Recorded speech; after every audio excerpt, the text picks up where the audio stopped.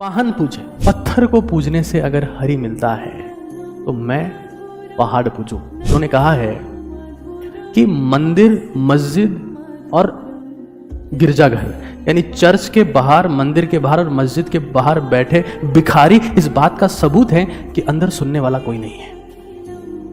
अगर होता तो बाहर भिखारी नहीं होते। ग्रेटिट्यूड यानी कि जो भी आपकी लाइफ में है उसके लिए आप थैंकफुल हैं और थैंकफुल हो जाते हैं, धन्यवाद दे देते हैं, तो ईश्वर को लगता है कि मैंने जो उसको दिया है, इसको मिल गया है, इसको पता चल गया है, पार्सल डिलीवर हो गया है, रिसीव हो गया, अब इसको और दो। मैं कभी आया, बकरी है, नासमझ है, कभी मंदिर जाती, कभी मस्जिद जाती है, मैं कभी आया। तो ये उनकी क्वालिटी ऑफ थॉट्स रही हैं, जबकि चीजों से परिणाम आने में, बेहतर रिजल्ट आने में समय लगता है।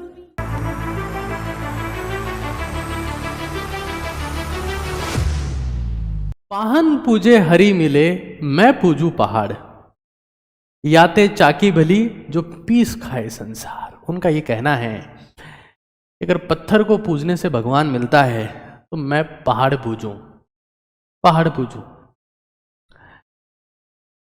पत्थर से अच्छा तो चाकी भली यानी जिसमें आप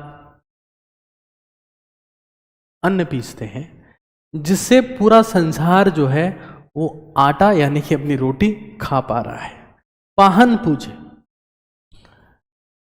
पत्थर को पूजने से अगर हरि मिलता है तो मैं पहाड़ पूजूं। अब क्या होता है कि कई लोग के लिए पत्थर पत्थर होता है, कई पत्थर से मूर्ति बनाते हैं, मूर्ति में प्राण प्रतिष्ठा करते हैं और प्राण प्रतिष्ठा करने के बाद में उससे बात करते हैं।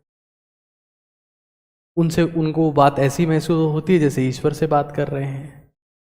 वो मांगने नहीं, वो ईश्वर से बात करने जाते हैं।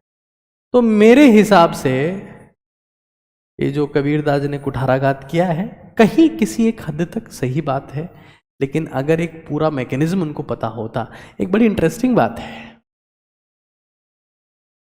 उन्होंने कहा है कि मंदिर, मस्जिद और गिरजाघर यानी चर्च के बाहर, मंदिर के बाहर और मस्जिद के बाहर बैठे भिखारी इस बात का सबूत है कि अंदर सुनने वाला कोई नहीं है।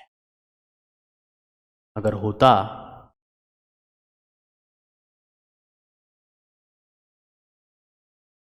तो बाहर भिखारी नहीं होते।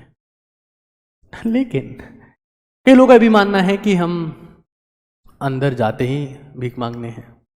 आप 99% लोगों को देखो, वो जाते ही अंदर चादर चढ़ा के रजाई मांग लेंगे, पैसे चढ़ा के चेक मांग लेंगे, लड्डू चढ़ा के 56 भोग मांग लेंगे। अगर आप ईश्वर से बात करने जा रहे हैं, डिस्कस करने जा रहे हैं, ये सब कुछ सही चलता। पता है जीवन में एक बहुत इंपॉर्टेंट चीज है जिसको हम कहते हैं ग्रेटिट्यूड। ग्रेटिट्यूड यानी कि जो भी आपकी लाइफ में है उसके लिए आप थैंकफुल हैं। जो भी आपके लाइफ में है, बीइंग थैंकफुल कि जो है वो अच्छा है।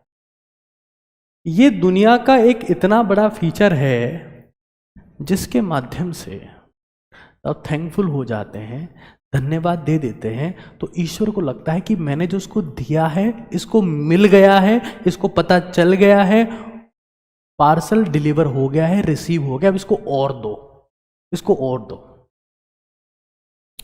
But if you are not thankful, if you are not thankful, then ईश्वर को लगता है कि नहीं, इसको जो दिया है उसी का नहीं पता अभी तक, और तो क्या दूं उसे। हमें यह समझ लेना है कि हमें मांगने की उम्मीद नहीं करनी, क्योंकि मांगोगे तो मारे जाओगे। इस चीज को रट लेना है, क्योंकि कई बार मूर्ति पूजा एक ऑब्जेक्ट मेडिटेशन भी होता है, जिसमें आप ईश्वर की तरफ, भगवान की तरफ देखकर अपने सांसों को, अपने फोकस को सेंट्रलाइज कर रहे होते हैं, उनसे बात करने का प्रयास कर रहे होते हैं, गहरी ध्यान मुद्रा में जाने का प्रयास कर रहे होते हैं, शांति पाने का प्रयास कर रहे होते हैं, जो अच्छी बात है, अच्छी बात है। एक बड़ी इंटरेस्टिंग कहानी है। भारत में कबीर पंथ को मानने वाले लोगों को कबीर पंथी कहा जाता है, और छत्तीसगढ़ जैसे राज्य में ये सबसे ज़्यादा है। तकरीबन भारत में 1.5 करोड़ लोग कबीर पंथ को फॉलो करते हैं। हिंदू भी फॉलो करते हैं, मुसलमान भी फॉलो करते हैं, हिंदू ज़्यादा फॉलो करते हैं।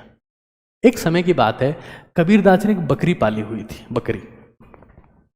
बकरी कई बार मंदिर में घुस जाती, वहाँ के पेड़ पौधे खा जाती, कई बार मस्जिद में घुस जाती, वहाँ के पेड़ पौधे खा जाती। मौलवी परेशान, पुजारी परेशान, दोनों एक बार परेशान होकर कबीर के पास में पहुंचे कि कबीर क्या चक्कर है यार, ये तेरी बकरी को संभाल के नहीं रख सकता क्या यार, कभी मंदिर में घुस जाती, कभी मस्जिद में घुस जाती। बोले ना समझ है,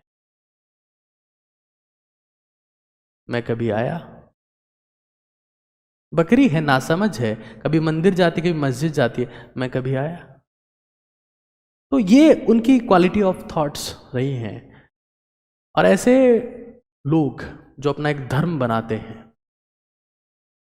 वो इस धरती पर सम्मानीय है, हमेशा हमेशा के लिए सम्मानीय है।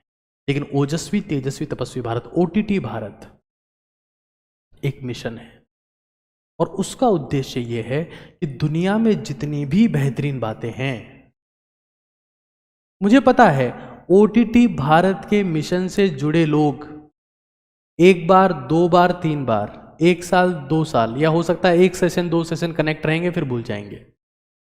जबकि चीज़ों से परिणाम आने में, बेहतर रिजल्ट आने में समय लगता है।